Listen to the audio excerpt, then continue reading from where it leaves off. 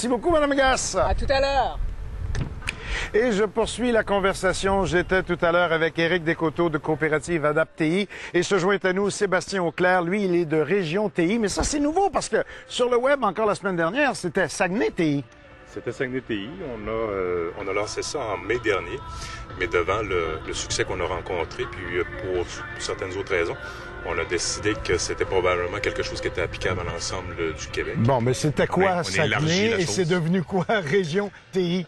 Région TI, c'est un espèce de phare ou de point de ralliement pour essayer de résoudre un problème qui est vraiment particulier en région dans le domaine des TI.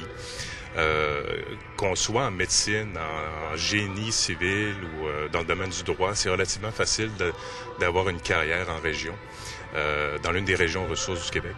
Par contre, il y a quelque chose de particulier avec l'univers des TI, c'est que c'est vraiment difficile. Dans certaines régions, c'est carrément impossible. On a l'impression que c'est juste à Montréal que ça se passe, puis qu'on peut pas gagner sa vie en TI ailleurs que dans le C'est un fait. Et il y a des raisons historiques à ça. Chez soi en TI, il me semble que... Oui, mais quand vient pour un jeune le moment de prendre une décision sur l'endroit où il fera ses études et où il fera sa carrière, il doit évidemment prendre en considération le fait qu'il doit faire son choix de manière à donner une grande valeur à sa carrière. Et ça, l'endroit où il va se ramasser finalement en bout de ligne, ça va avoir un énorme impact sur la valeur que ça va, sur la courbe d'apprentissage qu'il va avoir et sur donc, ils vont étudier à l'extérieur, restent à l'extérieur, puis les TI sont, entre guillemets, pauvres en région. Ils sont pauvres en région et c'est un cercle vicieux, c'est un cycle. Hein. C'est difficile pour les entreprises de la région d'aller chercher des contrats d'envergure parce qu'il y a un manque d'expertise et il y a un manque d'expertise parce qu'il n'y a pas de... C'est comme la saucisse, ça. Alors, vous allez faire comment pour briser ce mauvais cycle-là? Alors, on travaille là-dessus depuis 2 ans et il y a 3 mois, en mai, on a eu l'idée on a découvert que, avec un collègue à Montréal, qui est également originaire de la région, moi en passant, je suis de Saint-Félicien, et lui est de Chicoutimi, on s'est rendu compte qu'on était probablement plusieurs. Alors, on a tenté l'expérience. On a fait ce qui s'appelait à l'époque Saguenay TI. Et pour voir si il y avait, c'est quelque chose qu'on a lancé sur le web, avec un site web, une page Facebook, etc.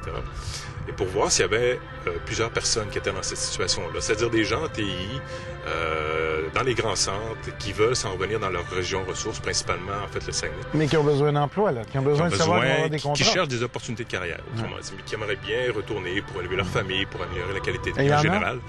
Et à notre grande surprise, sans avoir fait de publicité, en quelques semaines, on a recruté au-dessus de 100 membres, 100 personnes qui déclarent donc vouloir s'en venir. Là, la suite de l'histoire, c'est comment on va faire pour leur trouver du travail. Et c'est la suite de l'histoire qu'on va suivre ensemble avec Sébastien Auclair de Région TI maintenant. Vous allez trouver ça sur le web. Ça s'appelait Saguenay TI avant. Il y a Éric Descoteaux qui est toujours là de Coopérative Adapt TI dont on va parler aussi au retour à RDI Matin Week-end en direct de Saguenay TI.